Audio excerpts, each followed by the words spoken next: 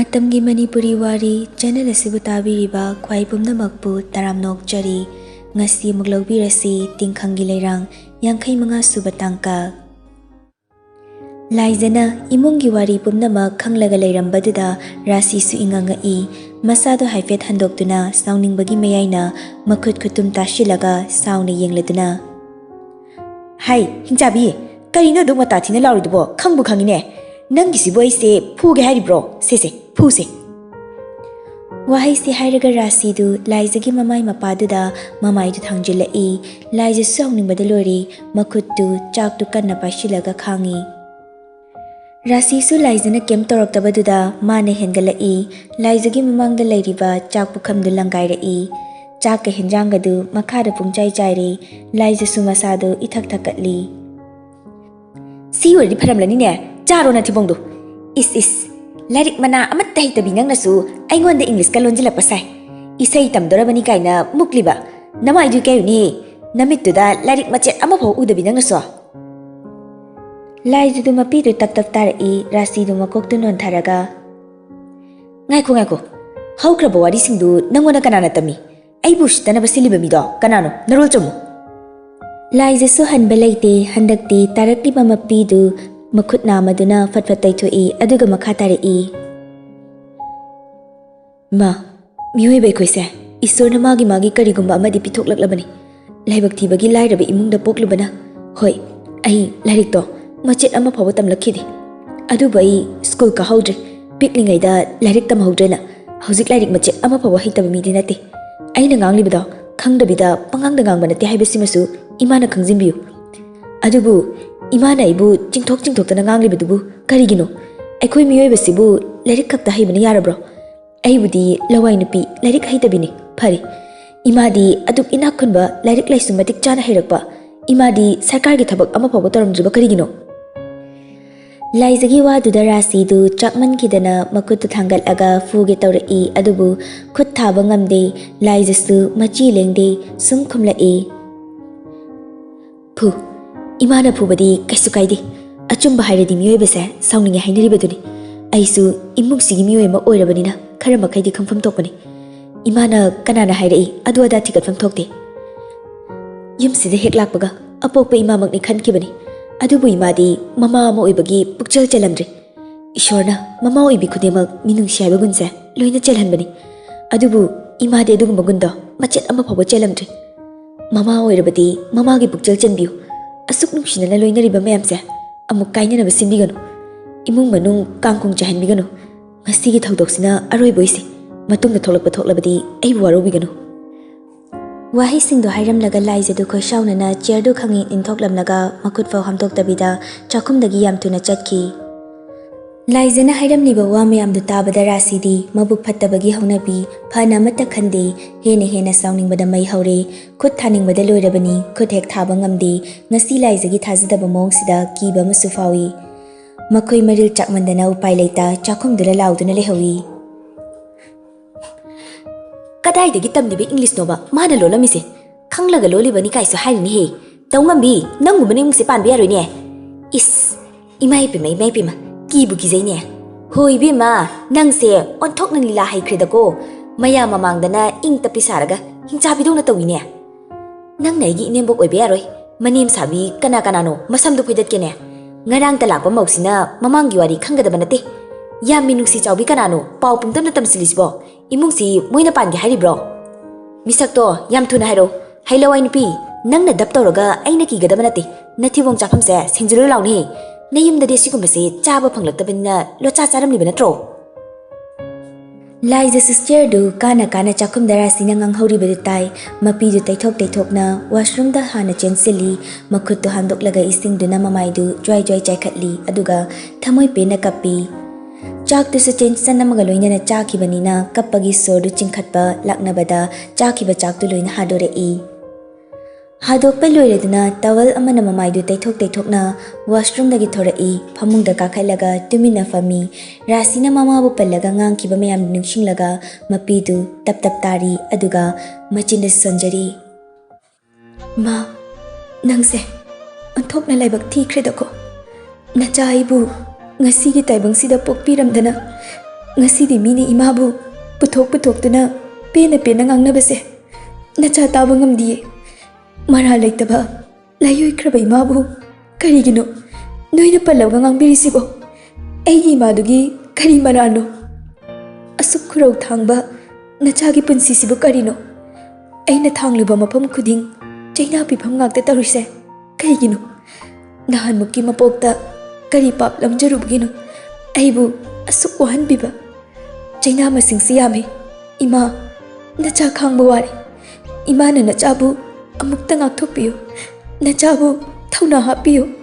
Ima nacha hingba yamna ware. Thamoi sokna tengtharingai talaktuda mon mayada leiriba phone du call lai laijesu kapadu leplaga call laklibadu kanano yengi sanahalgi call orami. Wakal nungai tringai cheraktuda mapagi call lakshinbaduda mabukning amuk hena nungshikidana call du paikhatpagi mahut amuk hena kapi. Call du statkre amukasu hana tawrai adu fawba laijedu call paikhatte. Mapi du fatfat taithoktuna lakliba call du da munna yengduna lei handamuksu call du tatkre. Laijesu phone du phamung mathakta langshilaga makoktu khuuda ngatharaga tumina fami. Minute manga muk leiraga phone du somuka tawshilai hanjin call tawshilakpaduda laijesu masada pakhatpa fawrai handakti phone du paikhalaga masadu ifingna khonjel du siri. Hello Baba. Ningthoi du harau. Iche aine. Ningthoi. Mache gi khonjel du tabada Ningthoi su taha. Iche nang kaidorage kapiro? Kaptida. Walot kanu iche kapamale khonjel du yade. Laize du mamitta mapidi sintharai adubu chinbaldadi nokshinnarai. Kapte haiwani nangbo ai tumure adugini khon sirisidi. Oh, aduna nidana aina call tawa paidide. Phana kuina tumure Ningthoi nang phone tawraise kari hainingmano sum tawrairo? Sum tawrakpanida iche hoi hayeng mi kya laktuino? Khangdi horen babada hanglaga hairake. Adu Ningthoi nang chen juga lingjelgado amta haibiyu ko unadabasu koire unaningi. Hoi che horen baba hailurage. Hoi. Ado ima hoi baba hoi di. Hayingi poche leba chatki iche. Oh, Ningthoi haying chaka yamna thongluno mi yam lakadaba mande. Ningthoi du ngakna kaiginu iche baba nadi ahanbani na mi yam lakadaba mali haridubo. Laijesu Ningthoi na lan laudanaba mongda hairai.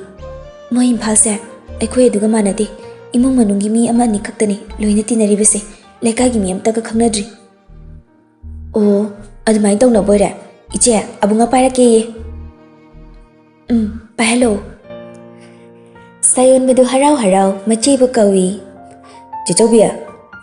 Laijesu sayon bagi khonjel du tabada nokmi. How? Nangagi pawam tarbo. Kari pawno tadrine. Aina tamdoriba pawsi tardi chichobia nang harau badu lurani. Laijesu yam taningna amta harauge kari pawna tamno ase. Aduburo nahando akhoi exam haidui ai rank 1 da laiba. Laijedu yam thajadana. Ha, asingmro bungo. Asingmini je rank 1 tabagi nahanwai bai ne piramba notebook athabado adugumbaga fangluni khanglabo. Yam thajadi aduni kanna hona dawni. Adu je ibai du sukhar haibiko. Haige ado chemchadi kamdoraba. Chemchadi mithida ayo. Haima kaidorage bungo chimchana kaksin hablaiba. Mawpagi nungaiba pawdu tabada laijedu awaba pumba mikuptuda kaukibum tawi. Machin mawpa makhoi ahum awa nungai wari watek ngahak sanaramlaga phone du thamnakre. Phone du hek thamkibaga laijedu thokriba thodoktu amu khangning ningsinglai ngahak tumina famdun lei. Ngahak tumina leiraba matung laijedu machinda tablapna soli. Ngasi aina imada ngangkiba sakiba mayamdo aibu yam henman khrabarane. Aina thangliba khongthang sibu chumlibra. Ahen mana khanglagana kamdoba aibu lana khankiroidra. Aina sontana leiragana aigi punsi kari oiba. Sontaba yade ai thongna phabi oikini. Nongma natraga nongmadi imasu gyan tarakini. Matamduda ahen basu gyan tajarakani. Wakalsi khalingai phone du SMS lai Laiza su phone du paikhalaga yengi punsibagi SMS ormi Laiza ayore mall da pot khara lakuni mall da changi horan gyan tana torage Punsibagi SMS du paraga Laiza du nokfit amuk tawi machin da su tablap soli Dada aina ngasi thona fana ichang thona wa ngang bangam libase Dada gi minungsi tana isa pumba yomsinduna thambagi ngambani Aise Laibak TV nete Aise laibak yamna fai Dada nangse yam nungsi Dada gi damak ai siba su ngamgani Dada gi awaba pumbasu ai thongna fana thengnaba ngamgani ai gi punsi se Dada gi damak pumnamakka thoklagi ko dada Chakham da pungchai chai hobani sauri ngai da pungkaw bu kawine nene halak ngai da amta loishilukige Laiza du masadu iping na makhada kumthara mayai kadura rasi du pishum du khangsuk chukchilaga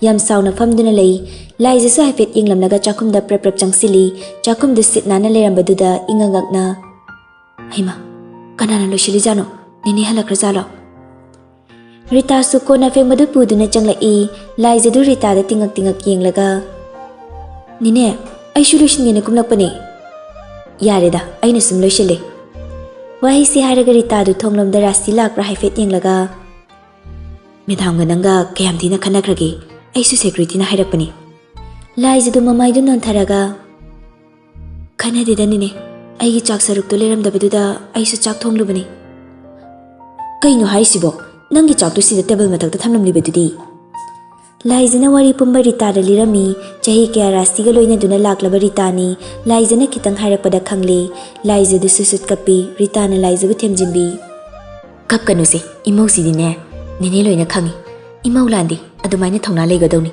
tushon mangsona leibi aponte nene nangi damak tale pisidi Mikup sibu ngairakpa kuirabani nang thongna hankinu ko Laiza se namai namit ka se loina pomne kayam kapurage nangbo Hayeng yum chatpagi nene su bazar da pochai leirubani halakpada ngairi ai leiramladi ngasi gi thodokse thoklam loidabani Nene baba hoina taraga ai bu kari haikini Adugi di kemda khalunuda medam gi mawong sar su khangbani ado nangna ngasi tawrise pharabani para amadi tambiredana asida gyan tadri toksanu yam hena khanjilurunu se nene wairam taksinge nang duk thana batoro ko Hoinine ado hayeng se ima yauro harakadra Khangde adu bu thajade yarok tong mande adu gi dikem khalunуда ekhoi mem chatushidi Laiza du Rita gi paukhum piramdana tumina chatkre Rita su Laiza bu yengduna lehawi Numidang gi chake sting lore Laiza du rasi gi manakta lae rasi gi manakta praplep sangsilaga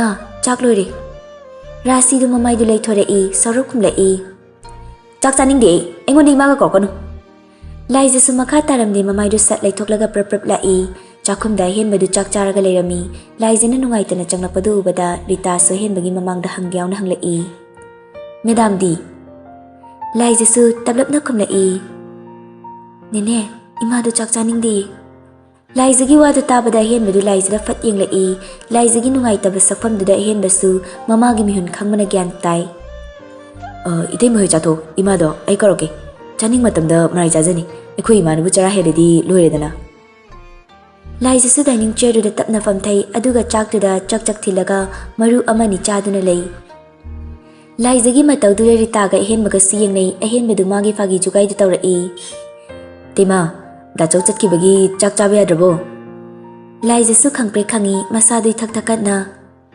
kai hapu ai ne hen ba ahen bedu thik nok laduna Itay mazeta sengna tachawgi wakal da ngaw doribra kay nam tawreda Laiza du nokmi tablat na kumlai Ngaw rida Chak to krem chasilo itay mapasik parido padana ba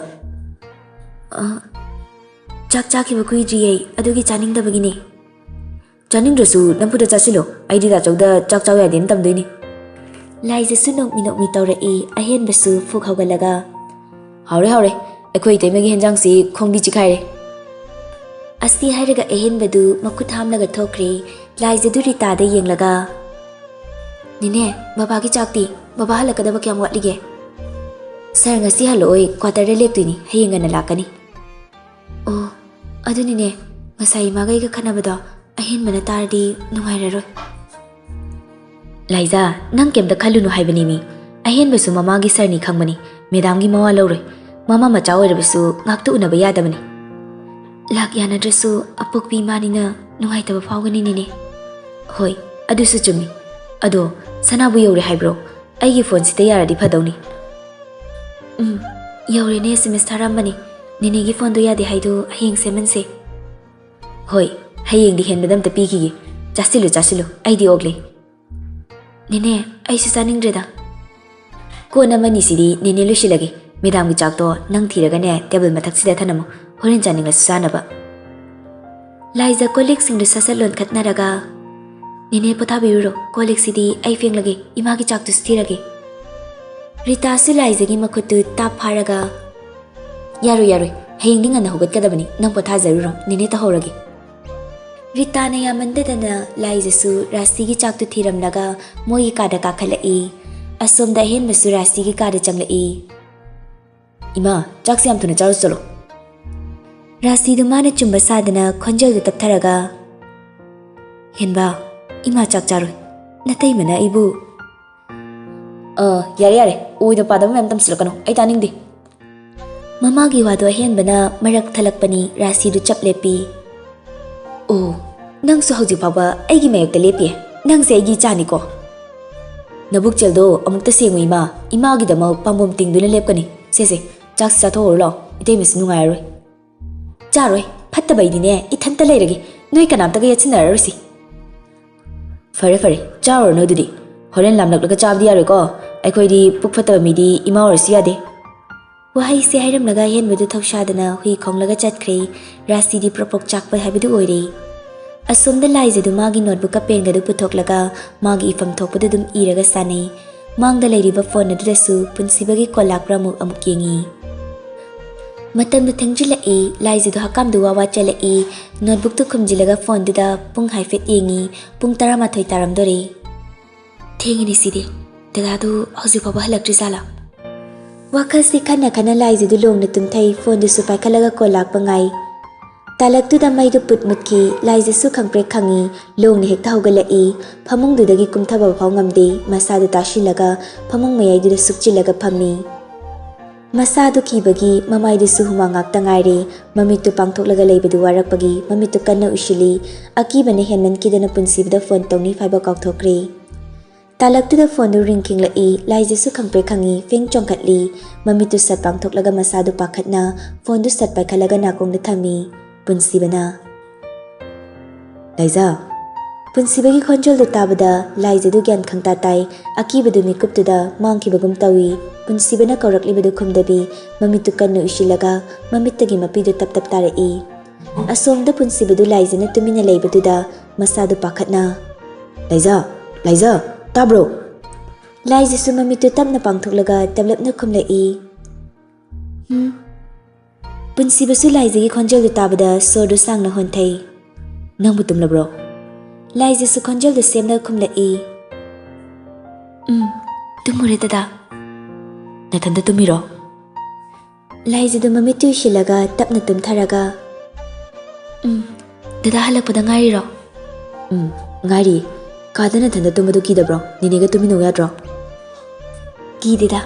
Dada bu chak charbo. Hotel da chare nangbu guli ga charbo. Chare. Kaigino thengna leise dada. Pot khara yoropagini aduradi yam thenglamnani. Asidi fazana ware he. Dada aduri potharo. Nang yaudabada isase yang hangi. Tumba bu yadu mandi. Laiza du tumina lei punsibasu makha tarai. Hayengdi kana chatoino. Dada ai khangdri. Ansudusu thabak leigain harine. Nungcthoi hoibadi lakani na haibani. Adumaina haibani. Adu dada thengi potharo ware harido ai tabadu nungaiti. Laiza gi wadu tabada somda punsibasu thamoidu khangson sonthai awaba pumba mangkibagum tawi nokmi khonjal du pikna oina na hairai. Asengmaki. Laiza su khonjal du pikna dum khumlai. Asengmaki. Mit ushilo dada ai su shileba. Punsibasu mamitu tapna ushilaga. Usile. Adu Laiza isem tang salo dada pathagi. Asuk thenglakan sida.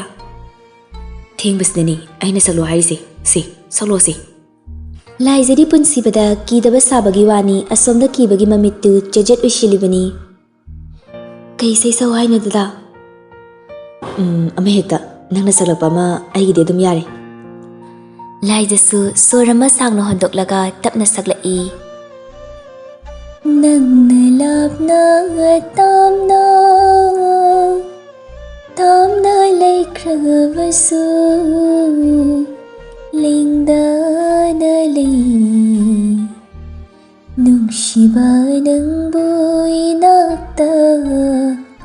이낙대대 레이한닝바니 능시바는 보이낙다 이낙대대 레이한닝바니